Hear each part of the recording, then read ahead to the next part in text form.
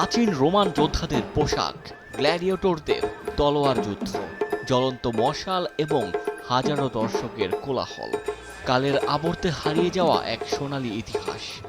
রূপালী পর্দার গ্ল্যাডিয়েটরদের সেই রক্তক্ষয়ী লড়াই যেন জীবন্ত হয়ে উঠল একবিংশ শতাব্দীতে। 2000 বছর আগের রোমান সাম্রাজ্যের শীর্ষবীর্য আর সংস্কৃতির এক অপূর্ব মিলন মেলা বসল বসনিয়ায়। শেষ হলো ইউরোপের অন্যতম আকর্ষণীয় ঐতিহাসিক উৎসব রোমান ডেজ। 1 ও 2 আগস্ট ঐতিহ্যবাহী মক্র গ্রামে বসেছিল ইতিহাসের এই জমজমাট আসর। আধুনিক সভ্যতার কোলাহল ছেড়ে হাজার হাজার দর্শনার্থী মেতে উঠেছিলেন প্রাচীন রোমানদের জীবনযাত্রায়।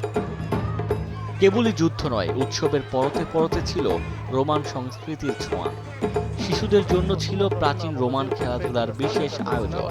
নারীদের পরনে ছিল ঐতিহ্যবাহী টোগা পোশাক, আর রাতের অন্ধকারকে আলোয় রাঙিয়ে তুলতে আয়োজন করা হয় রোমাঞ্চকর ফায়ার শো এবং ওপেন এয়ার মিউজিক পার্টি।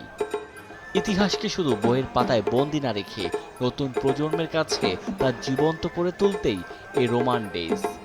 1 ও 2 আগস্টের এই আয়োজন যেন মনে করিয়ে দিল সাম্রাজ্য ধ্বংস হলেও সংস্কৃতি ও বীরত্বের গল্প বেঁচে থাকে অনন্তকাল।